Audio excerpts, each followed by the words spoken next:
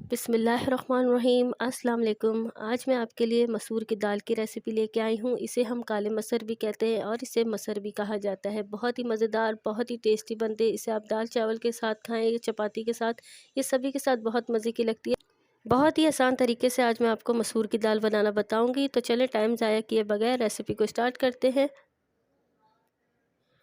एक पाव मैंने मसूर की दाल ली है और मैंने इसको साफ़ कर लिया है। आप भी दाल को पहले अच्छे से साफ़ कर लें ताकि इसके अंदर कोई भी कंकर वगैरह ना हो। तो मैं अपनी फैमिली के हिसाब से बना रही हूँ, तो एक पाव दाल बहुत है और ये पक्की है, ज़्यादा भी हो जाती है। अब मैं इसको 4-5 पानी से अच्छे से वॉश कर लेती हूँ। वॉश करने के बाद मैं आपको दिखाती हूँ। तो यहाँ पे मैंने दाल को वॉश कर लिया। आपने भी अच्छे से 4-5 पानी से इसको नथाड़ लेना है ताकि ये मिट्टी वगैरह निकल जाए। अब इसको बनाना स्टार्ट करते हैं। तो सबसे पहले एक प्रेशर कुकर के अंदर मैं तमाम दाल को शामिल कर दूँगी। एक दरमियाने साइज़ का मैंने टमाटर लिया है और एक दरमियाने साइज़ की ही प्याज ली है। अब मैं इसका पेस्ट तैयार कर लेती हूँ। पहले मैं पेस्ट तैयार कर लेती हूँ, उसके बाद मैं आपको दिखाती हूँ। तो यहाँ पे मैंने टमाटर और प्याज का पेस्ट तैयार कर लिया है और अब इसको भी मैं दाल के अंदर शामिल कर दूँगी। अगर आप साबुत डालना चाहते हैं तो वो भी डाल सकते हैं, मगर पेस्ट तैयार करने से इसका क्रीमी से टेक्सचर आता है। तो यहाँ पे जो देखें पेस्ट मैंने तैयार किया था, उसी के अंदर थोड़ा सा पानी डाल के उसको भी खंगाल लिया है। और अब इसके अंदर अदरक लहसुन का पेस्ट शामिल करेंगे 1 खाने का चम्मच। और अब स्पाइसेस शामिल करेंगे तो नमक शामिल करूँगी 1 खाने का चम्मच, पिसी हुई लाल मिर्च 1 खाने का चम्मच, हल्दी ली है मैंने आधा खाने का चम्मच। तमाम स्पाइसेस शामिल कर दिया। अब इसमें मैं पानी शामिल करूँगी तकरीबन 2 गिलास के करीब। अच्छा, मसूर की दाल जो होती है वो 2 तरह की होती है, एक छोटी दाल होती है, एक बड़ी दाल होती है और दाल की क्वालिटी पे भी डिपेंड करता है कि वो कितनी देर में गलती है। तो यहाँ मैं मसूर की दाल को 15 मिनट प्रेशर कुकर में पकाऊंगी ताकि अच्छे से गल जाए। और अगर आपकी दाल 15 मिनट में ना गले तो आप 20 मिनट भी पका सकते हैं। मैं 15 मिनट बाद आपसे मिलती हूँ।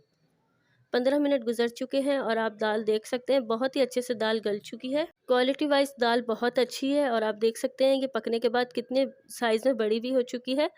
और यकीन करें एक एक दाना अलग अलग है और बहुत अच्छे से गली है और बहुत ही ज़बरदस्त सा इसका क्रीमी सा लुक भी आ रहा है। और अब इसके अंदर मैं शामिल करूँगी हरी मिर्चें। टेस्ट के मुताबिक आप डाल सकते हैं ज़्यादा या कम। एक बारीक वाली मिर्चें लेके मैंने उसके स्लाइसिस काट लिए थे। और अब यहाँ पे मैं इसके अंदर धनिया पुदीना शामिल करूँगी। तकरीबन 1 मुट्ठी के करीब है ये धनिया और पुदीना। मैंने इसको धो के बारीक काट लिया था और वो भी मैंने दाल के अंदर शामिल कर दिया है। मुझे दाल के अंदर धनिया पुदीने का टेस्ट बहुत अच्छा लगता है और मसूर की दाल के अंदर तो पुदीने की खुशबू भी बहुत अच्छी आती है और इससे टेस्ट भी दाल का बहुत अच्छा हो जाता है। तो आप धनिया पुदीना दोनों डाला करें। तो ये देख सकते हैं आप इसकी फाइनल लुक कितनी ज़बरदस्त सी क्रीमी सी मज़ेदार सी हमारी मसूर की दाल तैयार हुई है। अब इसका तड़का तैयार करते हैं। तो सबसे पहले एक पैन के अंदर मैं ऑयल शामिल करूँगी। ऑयल मैंने लिया है आधा कप। अब इसके अंदर मैं 2 लहसुन के जवे शामिल कर दूँगी। इसको मैंने बारीक चॉप कर लिया है। लहसुन का तड़का मसूर की दाल में बहुत मज़े का लगता है।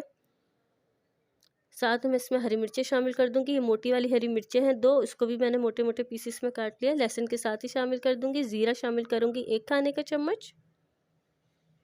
और अब हम तड़के को अच्छे से पका लेंगे।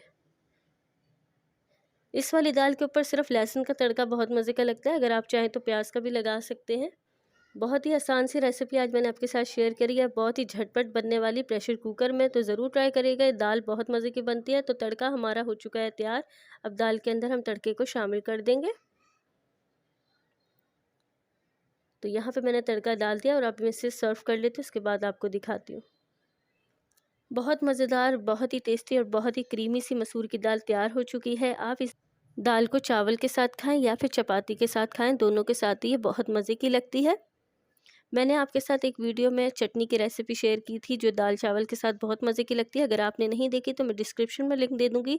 आप उस चटनी को इस दाल चावल के साथ खाइएगा, बहुत मज़े की लगती है। तो उम्मीद करती हूँ आज की ये आसान और मज़ेदार सी रेसिपी आपको पसंद आएगी। रेसिपी पसंद आई तो अपनी फैमिली और फ्रेंड्स के साथ शेयर भी कर दें। और अगर मेरे चैनल पर नए हैं तो प्लीज़ चैनल को सब्सक्राइब लाज़मी कर दें। अपना बहुत सारा ख्याल रखिएगा, दुआओं में याद रखिएगा। इंशाल्लाह फिर मैं आपके लिए एक नई रेसिपी लेके आऊँगी। अल्लाह हाफ़िज़।